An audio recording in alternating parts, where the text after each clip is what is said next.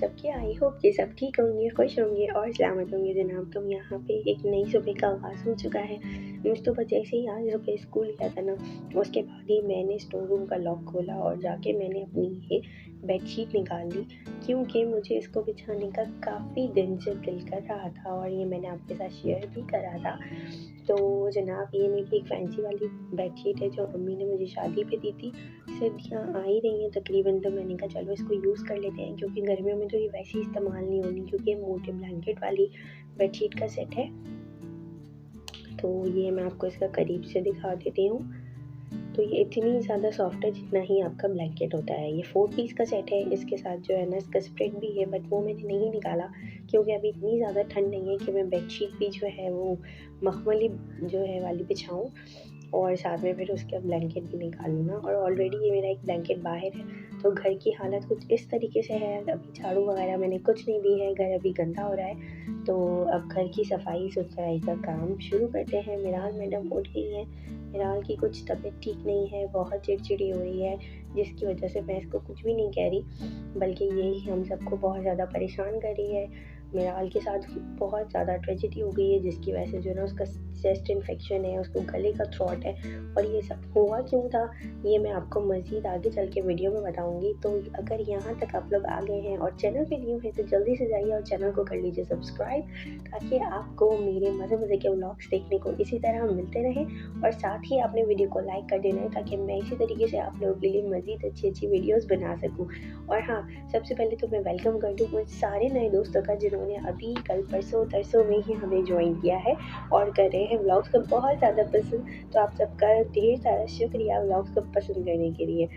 तो यहाँ पे जो है ना, सबसे पहले उठ के मेरा काम होता है कि मैं ऊपरी तौर पे घर को समेट लेती हूँ, जैसा कि आप सब जानते ही हैं। और उसके बाद ही मैं जो हूँ ना, आगे की साफ़ सफाइयाँ, झाड़ू वगैरह स्टार्ट करती हूँ और फिर मैं लास्ट में करती हूँ डस्टिंग, क्योंकि मिट्टी वगैरह उड़ के फर्नीचर पे इधर उधर चली ही जाती है। तो बस यही हर घर की रोज़ की कहानी है। तो आप सुनाइए जनाब, आप सबके क्या हाल है? कमेंट सेक्शन में बताइए आजकल लाइफ में क्या चल रहा है। आपके एरिया में या आपकी सिटी में सर्दी आई या नहीं आई, सर्दी की क्या पोजीशन है? कराची में तो ऐसे ही है कि एक लात बाहर रखनी पड़ती है ब्लैंकेट के और दूसरी लात ब्लैंकेट के अंदर रखनी पड़ती है। किसी वक्त लगता है कि गर्मी हो गई है और किसी वक्त में इतनी कोई ठंडी महसूस होती है ना, कि बस चलता है कि ब्लैंकेट पूरा अपने ऊपर लपेट लो। तो बस यही है कराची की सूरत हाल। फ़िलहाल के लिए इतनी ही सर्दी है, अल्हम्दुलिल्लाह। मोहम्मद मुस्तफ़ा तो बिल्कुल ठीक है जनाब। उनकी जो है आजकल चल रही है एग्ज़ाम की प्रिपरेशन, क्योंकि मुस्तफ़ा के नेक्स्ट मंथ से एग्ज़ाम है। तो आप सब ने उसके लिए दुआ करनी है कि अल्लाह पाक उसको इस मंथ भी ये वाले एग्ज़ाम में भी फ़र्स्ट पोजीशन लेकर आए माशाल्लाह से। वो मेरी कोशिश तो पूरी यही होती है कि मैं उसकी अच्छे से अच्छी तैयारी कराऊँ, और हर माँ बाप की कोशिश होती है कि वो अपने बच्चों को अच्छी और आला तालीम दिलवाएँ। तो यहाँ पे मैं सफाइयाँ कर रही थी और मिराल जो है ना, उसने कोई अनएक्सपेक्टेड काम किया है। आज आप देखिएगा वीडियो में, मैं बार बार उसको या तो नीचे बिठाती हूँ कि ये बेड से गिर ना जाए, या तो मैं उसको बेड पे पीछे करके बिठाती हूँ, लेकिन फिर भी ये लड़की इतना कोई तंग करने लगी है। बस बच्ची ये क्या कर सकते हैं, बच्चे तो ऐसे ही होते हैं, और जब वो बीमार होते हैं तो कुछ ज़्यादा ही तंग करते हैं। तो यहाँ आप सिर्फ मिराल में फोकस करें और ये देखें, देखते ही देखते ये लड़की धूम करके बेड के नीचे आ गई है। वो तो अल्लाह का लाख लाख शुक्र है कि इसको ज़्यादा लगी नहीं, क्योंकि इतना ज़्यादा डिस्टेंस नहीं है और अब माशाल्लाह ही बड़ी हो गई है, तो ये छलांग मारती तो खड़ी ही हो जाती है। तो इतना कोई हाइट का मसला नहीं था जो इसके लगती। खैर बच्ची है तो थोड़ा बहुत टेस्टी टी करा था, बट मैंने उसको जो है ना टैकल कर लिया। इसके बाद अभी साफ़ सफाइयाँ ही चल रही हैं। और आज तो मैंने इतनी नई बेडशीट बिछाई ना, तो मुझे अपना रूम इतना कोई कोज़ी लग रहा था, और बेड तो कोई इतना ज़्यादा कोज़ी हो गया माशाल्लाह से कि इस पे लेटने का अपना ही मज़ा है। अच्छा, ये व्लॉग है बुध वाले दिन का, ठीक है। और जो है जुमेरात को मैंने कुछ भी शूट नहीं करा था, और आज है चूँकि जुम्मा, जब मैं वॉइस ओवर कर रही हूँ और इस वीडियो को अपलोड कर दूँगी। जुमेरात को मुश्तबा की स्कूल की छुट्टी थी, क्योंकि मुश्तबा के स्कूल वाले जा रहे थे स्कूल पिकनिक पे, और मुश्तबा ने साफ मना कर दिया था कि मैंने स्कूल पिकनिक पे नहीं जाना, क्योंकि मैं जहाँ भी जाऊँगा अपने मम्मा पापा के साथ जाऊँगा, मैंने नहीं जाना। तो बस जुमेरात को मुश्तबा घर पे ही था, और यहाँ पे मिराल मैडम जो है ना, आप लोगों से मुस्तकिल गप्पे लगा लगा के बातें करी थी, आवाज़ें निकाली जा रही थी और बहुत ज़्यादा अनोइंग हो रहा था, जिसकी वजह से मैंने वॉइस ओवर किया। तो बस बुध वाले दिन जब मैं रात वाले दिन मेरे हाल ने मुझे इतना ज़्यादा कोई तंग किया है ना, और आप लोग देखें ये रोज़ाना झाड़ू दिलती है घर में, और मिट्टी और कचरे का हाल देखिए। ऊपरी जो सॉलिड कचरा होता है ना, बड़ा बड़ा रैपर्स वगैरह, वो तो मैं अलग डस्टबिन में डलवाती हूँ बच्चों से, लेकिन ये जो मुझे बस साइकिलिंग करता है ना, उसकी वजह से जो मिट्टी आ जाती है या फिर जो मिट्टी उड़कर आती है, ये वो मिट्टी है। और वॉशिंग मशीन देखिए आप लोग, मेरी ऑलमोस्ट फुल हो चुकी है, तो मैं इसको प्रेस कर रही थी ताकि मुझे पता चले इतने ज़्यादा कपड़े हैं या नहीं है। बट जनाब अभी जो है हफ्ते को ही मशीन लगेगी, अभी और मज़ीद बढ़ सकती है। तो अभी इस मंथ का कोई थर्ड वीकेंड होगा कि मैं वॉशिंग मशीन लगाऊंगी। पिछले 2 हफ्तों से मैं ऑलरेडी मशीन लगा रही हूँ, और यहाँ आज मैं कर रही थी फर्नीचर पे ये वाला स्प्रे, जो कि बहुत ही अच्छा होता है फर्नीचर के लिए। आपके फर्नीचर एकदम नीट एंड क्लीन और शाइनी हो जाता है। उसके बाद फर्नीचर वगैरह पे पॉलिश करके मैंने अच्छे से डस्टिंग कर दी। फिर मैंने निकाला है मेरा हल्का ड्रेस, साथ ही मैंने निकाला है मेरा हल्का टोपर, क्योंकि मैंने इसको नहलाते के साथ ही कवर कर देना है। और अब हम जा रहे हैं नहाने, टाटा।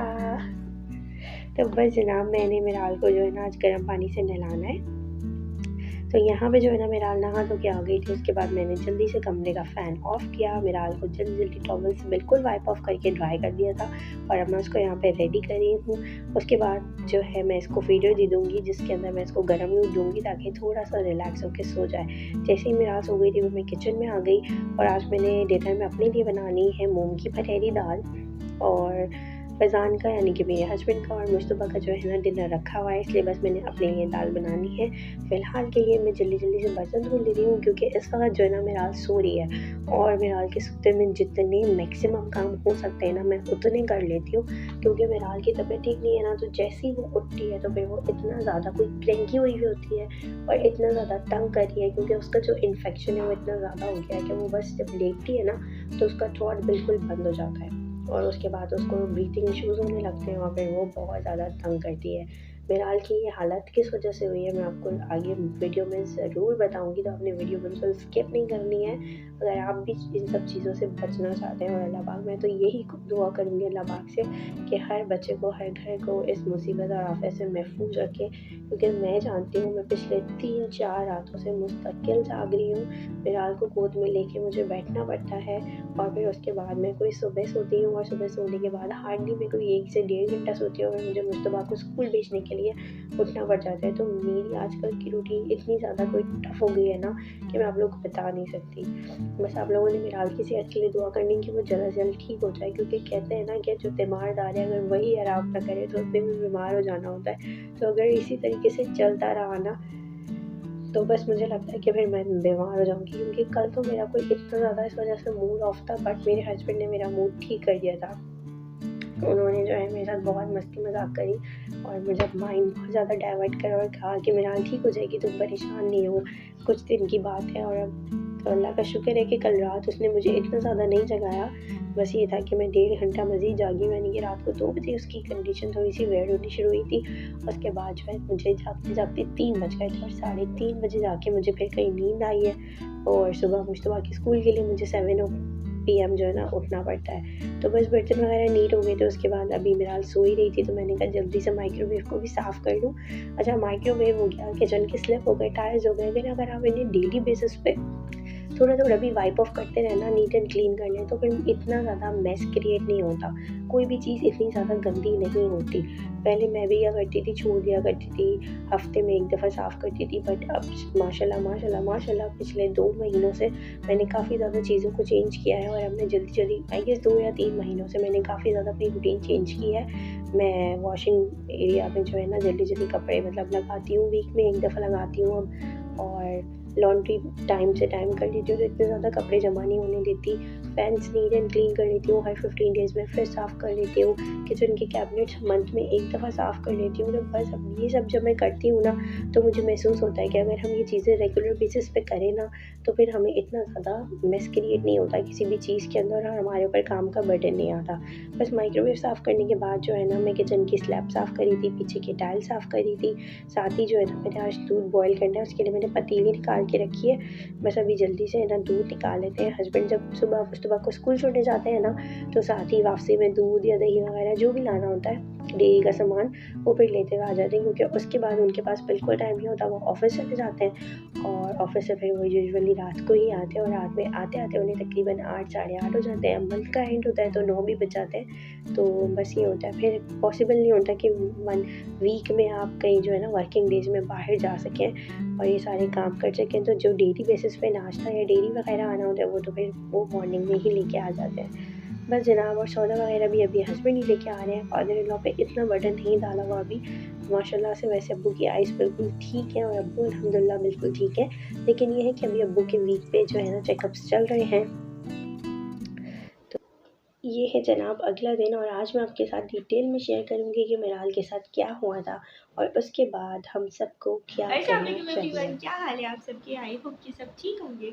और जनाब मैं भी बिल्कुल ठीक हूँ, अल्लाह का शुक्र है। आज की वीडियो में बहुत ज़रूरी बात मैंने आपसे करनी है। वो बहुत ज़रूरी बात सबसे पहले तो जनाब मुझे आप सबको ये बताना है कि जो मेराल की तबीयत थोड़ी सी ख़राब है। अच्छा, हुआ क्या था मेराल के साथ ना, मेराल को थोड़ी बहुत खांसी थी, नज़ला खांसी, जो नॉर्मल आजकल चल रहा है कि हम कहते हैं वेदर चेंज हो रहा है, उसका इफ़ेक्ट है। तो मेराल को खांसी वगैरह चल रही थी। तो नॉर्मली जो हम खांसी के सिरप घर में रखती हैं अमूमन पाकिस्तानी माएँ अपने घरों में बुखार का, खांसी का, थोड़े बहुत लूज मोशन वगैरह की मेडिसिन एनी टाइम हम लोग अपने घरों पे रखते हैं। तो मैंने भी ऐसे ही घर पे जो है ना बच्चों के कुछ सिरप रखे होते हैं जो ज़रूरी होते हैं, छोटे मोटे से ना। तो खैर मैंने उसे खांसी का सिरप दे दिया, लेकिन उसकी खांसी ठीक ही नहीं हो रही थी। फिर मैंने कोई और सिरप मंगवा के, जो मुझे पता था सिरप, वो और मैंने दे दिया खांसी का सिरप। बट स्टिल मिराल की खांसी ठीक नहीं हुई। और हुआ ये कि मज़ीद मिराल को रात में ब्रीथिंग इश्यूज़ होने लगे। लाइक जब वो बिस्तर पे लेटी होती थी, जैसे उसकी नींद गहरी होती थी ना, उसके बाद जो है ना उसको इतनी ज़ोर की खांसी आती थी और उसको सांस लेने में प्रॉब्लम होने लगी। ठीक है, एक रात मैं पूरी इसी तरीके से जागी हूँ। लाइक 2 बजे के बाद से जो मैं जागी थी, उसके बाद मुझे सुबह के 4:30 बज चुके थे और मैं जागी जा रही थी। जैसे ही मैं उसको नीचे के लिए लेटाती थी तो उसको सांस का प्रॉब्लम होने लगता था और वो घबरा घबरा के बार बार उठ जाती थी। और जब तक मैं उसे सीने से लगा के रखती थी, लाइक टॉल करके मैंने उसे गोद में लिया था, कंधे पे डाला हुआ था, तो तब तक वो बिल्कुल ठीक थी, रिलैक्स थी। तो ये हो रहा था मेरे साथ। एक दिन पूरा मैंने, एक रात जो थी ना, मैंने इसी तरह पूरी रात गुजारी। उसके बाद सीन ये हुआ कि नेक्स्ट डे जो है मैंने मिराल को मालिश वगैरह किया, सरसों का तेल हल्का सा गर्म करके, और उससे जो है ना मैंने मिराल की फिर मालिश वगैरह स्टार्ट कर दी। मिराल की मैंने मालिश करी, उसके बाद मुझे लगा कि मिराल को काफ़ी सुकून मिला है, जो कि उसे काफ़ी सुकून मिला था। उसके बाद मैंने कहा चलो ठीक है, आज जाती है, मुझे तंग नहीं करेगी, ये बिल्कुल रिलैक्स होकर सो जाएगी ना। तो मिराल सो गई थी। फिर उसके बाद अराउंड 2 बजे के करीब जो था, मिराल को वही सेम खांसी स्टार्ट हुई और उसके बाद उसको ब्रीथिंग इश्यूज होने लग गए। ठीक है, जब मैं उसे कंधे पे डालूँ वो ठीक रहे, आधा घंटा मैक्सिमम मैं उसको कितनी देर कंधे पे लेके इस तरह रात को बैठ सकती थी ना। तो जब मुझे लगता था कि इसकी नींद गहरी हो गई है, मैं इसको बिस्तर पे लिटा दिया करती थी। बिस्तर पे लिटाते ही 5 मिनट नहीं गुजरते थे, उसके बाद दोबारा वो घबरा के, पहले वो हिलना शुरू कर देती थी, हाथ पैर क्रैंकी हो रही थी बिल्कुल ना, हाथ पैर मारने शुरू कर देती थी। और फिर उसके बाद जो है ना उसके मुंह से सांस लेने की आवाज़ आ रही थी। तो मुझे लगा कि इसका नाम बन है। फिर मैंने क्या किया, पंप आता है जो बच्चों का छोटा सा पंप होता है, उसको यूँ पुश करते हैं, उसका नाक जो है बच्चों की क्लियर हो जाती है। तो फिर मैंने यही किया, उसके बाद मैंने पंप किया और उसकी नाक वगैरह क्लीन कर दी। मैंने कहा चलो ओके अब ये सो जाएगी, लेकिन नहीं जी, वही हुआ। सुबह के 7 बजा दिए थे मिराल ने, और मैं इसी तरह थोड़ी थोड़ी देर में जो है ना मिराल को बार बार लिए जा रही थी और इसको चुप कराने की कोशिश किए जा रही थी। यही सब मेरे साथ चलता रहा। उसके बाद जो था, मैंने मुस्तफ़ा को स्कूल के लिए उठा था, 1 घंटा ही रह गया था, फिर मैंने मुस्तफ़ा को स्कूल भेजा और उस दौरान में मिराल उठ गई थी और मुस्तकिल रोए जा रही थी, रोए जा रही थी। उसको सांस जो है मुँह से ले रही थी, उसको नाक से सांस नहीं आ रहा था, वो घबरा रही थी। फिर मैंने, उसके फादर ने डिसाइड किया कि आगा खान की जो क्लिनिक्स होती हैं, जो हर एरिया में आजकल खुली हुई हैं, हमने डिसाइड किया इसको वहाँ लेके जाते हैं और इसको दिखा देते हैं, क्योंकि 9 बजने ही वाले थे और डॉक्टर कुछ देर में ओपीडी स्टार्ट होने वाली थी। फिर हम लोग जो थे उसको लेके वहाँ चले गए। फिर 9 बजे के करीब वहाँ पे ओपीडी स्टार्ट हो गई थी, तो वहाँ एक डॉक्टर बैठे थे, मुझे नाम उनका भी नहीं पता, मेरे पास पर्चा रखा हुआ है, तो उसमें से अगर कोई कहेगा तो मैं आपको बता दूँगी। खैर जनाब, तो फिर ये सीन हुआ कि हमने डॉक्टर को दिखाया, डॉक्टर ने बोला कि ये बस बच्चे को नॉर्मल खांसी नहीं है। फिर हमने कहा क्या मतलब? तो उन्होंने कहा कि जो हिस्ट्री आपने मुझे बताई है उससे इसको नॉर्मल खांसी नहीं है, ठीक है, दूसरा इसको इन्फेक्शन हो गया है और सीवियर इन्फेक्शन हो गया है। तो हमने बोला इन्फेक्शन किस चीज़ से हुआ है, क्योंकि मैं मिराल को कुछ भी ठंडा नहीं दे रही थी। जैसे ही मौसम चेंज हुआ था, मैंने पहले ही अपने बच्चों की केयर शुरू कर दी थी। उसको जो है मैं वेस्ट पहना रही थी और बाहर जाती तो उसके कान ढक के लेके जाती थी, ठीक है, क्योंकि बाइक पे होता है, बच्चों को हवा वगैरह लग जाती है ना। नहीं, लड़ो नहीं बेटे। अच्छा, तो ये सारा सीन चल रहा था, तो मैं बच्चों की पहले से बहुत ज़्यादा केयर कर रही थी। मीरू, तो ये सीन था कि मैं बच्चों की केयर कर रही थी। उसके बाद क्या हुआ कि खैर हम डॉक्टर को हमने बोला कि ऐसा तो कुछ भी हमने बत एहतियाती नहीं की है, कि जिसकी वजह से इसको इन्फेक्शन हुआ हो या कुछ खाने पीने में क्या आ गया हो। तो उन्होंने कहा कि फिर आप सोचें ऐसा क्या हुआ है, आपके घर में कारपेट है? हमने कहा कारपेट है। तो उन्होंने कहा कारपेट की वजह से इसको एलर्जी हो गई है, ठीक है, तो उसका जो इन्फेक्शन है वो क्या कुछ लोग बच्चों को बर्दाश्त नहीं होता। तो मैंने कहा कारपेट तो अभी से नहीं है, पहले से ही है, मेरा तो चलती फिरती है माशाल्लाह, तो ये प्रॉब्लम तो उसको कोई 10-12 दिन ही हुए हो रहा है, ये थोड़ी है कि उसको बाय बर्थ है और पहले से ही चल रहा है कंटिन्यूसली ना। तो फिर उन्होंने कहा कि आप सोचें ऐसे क्या हो रहा है। फिर मुझे याद आया कि हम लोग रूम कूलर चलाते थे, जैसी गर्मी होती थी पहले हम एसी ऑन करते थे, उसके बाद हमने जब से रूम कूलर लिया था तो हम रूम कूलर चला के सोते थे। तो रूम कूलर का जो फ़ैन होता है उसकी हवा में इतना प्रेशर होता है कि मच्छर आपको काट ही नहीं सकता, ठीक है, और कमरे में आग भी लग रही हो ना तो उसका धुआं इधर उधर फेंक देगा, उसमें इतना ज़्यादा प्रेशर होता है। तो फिर हम ग्लोब वगैरह भी चलाते थे और रूम कूलर साथ चला दिया करते थे। तो खैर हमें कुछ फील ही नहीं होता था कि मच्छर काट रहे हैं या ग्लोब की स्मेल आ रही है, उसमें हमें कुछ भी फील नहीं होता था। एक मिनट था, हाँ, तो ये सीन हो गया, तो हमें कुछ फील ही नहीं हो रहा था। उसके बाद क्या हुआ कि जो है फिर हमने डॉक्टर को बताया कि कॉइल की वजह से तो नहीं हो रहा। तो उन्होंने कहा कॉइल भी एक मेन रीज़न हो सकता है, ठीक है, क्योंकि हमें फिर हम डॉक्टर ने कहा कि कॉइल का इन्फेक्शन हो गया इस बच्चे को, क्योंकि कॉइल बहुत ज़्यादा डेंजरस होता है। अव्वल तो आपको उन्होंने कहा कि अव्वल तो आपको कॉइल चलाने नहीं चाहिए। एक मिनट में साथ साथ मेरा आपको भी देख लो, उसको खांसी हो रही है। तो खैर उन्होंने कहा कि कॉइल का इन्फेक्शन भी हो जाता है, आपको कॉइल घर में चलाना ही नहीं चाहिए था। खेल रही है, खैर तो फिर चले बात करते हैं। तो उन्होंने कहा कि कॉइल आपको जो है ना घर पे चलाना ही नहीं चाहिए था, और कॉइल को जो है ना वो बहुत ज़्यादा खतरा होता है, आपको पता नहीं है ये सारी चीज़ें। तो मैंने कहा नहीं, मुझे तो बिल्कुल इस चीज़ का आइडिया ही नहीं था बिल्कुल लाइक इसको कॉइल से हो सकता है। तो खैर उन्होंने कंफर्म करा कि इसको एक कॉइल की वजह से एलर्जी हुई है, जिसकी वजह से इसका थ्रोट इन्फेक्शन हो गया है, इसको चेस्ट पे सारा इन्फेक्शन है। तो ये नॉर्मल दवा से तो खैर अभी ठीक नहीं होगा। तो फिर उन्होंने कहा साथ साथ में इसको स्टेरॉइड लेके दे रहा हूँ, आपको 3 दिन तक कंटिन्यूसली इसको स्टेरॉइड की टैबलेट्स आती है छोटी, मॉर्निंग में 1 देनी है और 3 दिन तक देनी है। साथ ही उन्होंने इसको साशे वगैरह लेके दिए हैं कुछ कि 14 डेज़ का इसका जो है वो पूरा कोर्स है, वो आपने इसको 14 दिन तक साशे जो है मॉर्निंग में देना है। साथ उन्होंने इसको कफ सिरप लेके दिया है ब्रिटनल, ठीक है, वो, और वो आपने इसको साथ साथ बनाना है सुबह रात ना। तो ये सारा सीन हो गया मेरा के साथ ना। उसके बाद जो है फिर आज एक मिनट का गया जी बेटे, तो फिर ये हो गया, उन्होंने कहा कि इसको इसकी वजह से हुआ है। तो बस उसके बाद जो थी मैं घर आ गई, घर आके मैंने मेडिसिन वगैरह की शुरू कर दी। लेकिन उसके बाद यहाँ पे मेरी जो थी ना टेंशन वो ख़त्म ना हुई। मैंने कहा जनाब जी सर्चिंग करते हैं इसके बारे में कि क्या वाकई कॉइल जो होता है इतना ज़्यादा डेंजरस है। फिर मैंने काफ़ी ज़्यादा इसके ऊपर जो है ना रिसर्च करी, यूट्यूब पे काफ़ी ज़्यादा वीडियोस थे वो देखे। तो मुझे पता चला जो एक कॉइल हम रात को अपने रूम में जलाते हैं ना मच्छरों को मारने के लिए, मच्छर क्या उससे तो हम भी मर जाएंगे, क्योंकि एक कॉइल लाइक 100 सिगरेट एक दफ़ा चलाने के बराबर है। जी बेटा, मैं क्या साइकिल चला लूं रूम में? रूम में नहीं, मट्टी हो जाएगी आपकी, सारी साइकिल गंदी थी ना।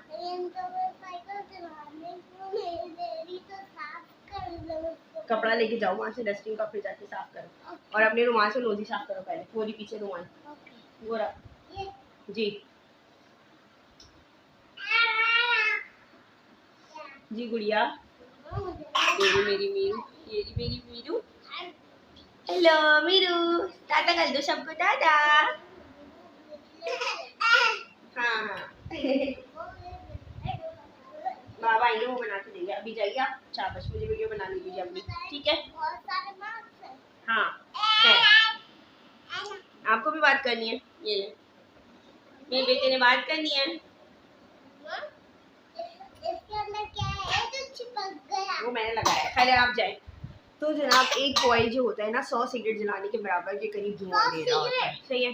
तो ये इतना ज़्यादा डेंजरस है, ये हमारे लंग्स को डैमेज कर रहा होता है, मच्छरों को ही नहीं है तो हमें भी मार देगा। तो प्लीज़ मेरी तरफ से बिग नो है कॉइल के लिए। इवन कि जो आप स्प्रे करते हैं मॉस्किटो के, उसकी वो भी बहुत ज़्यादा डेंजरस है। जो हम लिक्विड यूज़ करते हैं वो बहुत ज़्यादा डेंजरस है। सबसे बेस्ट जो उन्होंने मुझे कहा, उन्होंने कहा मॉस्फिल सबसे बेस्ट है।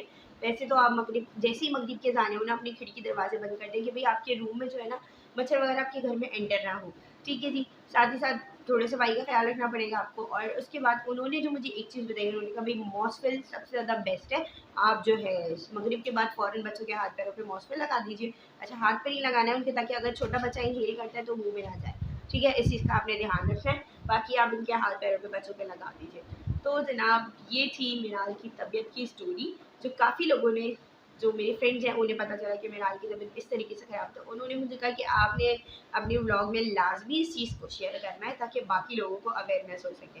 अच्छा, एक और मैं आपको किस्सा सुना देती हूँ कि मेरे सराउंडिंग में हमारे एक जान पहचान की मैरिड कपल रहता है, उनकी न्यू बॉर्न थी। वो ग्लोब जला के वो भी सो रहे थे, ठीक है। पर्दे वगैरह रूम के डले हुए थे कि मच्छर वगैरह ना आए।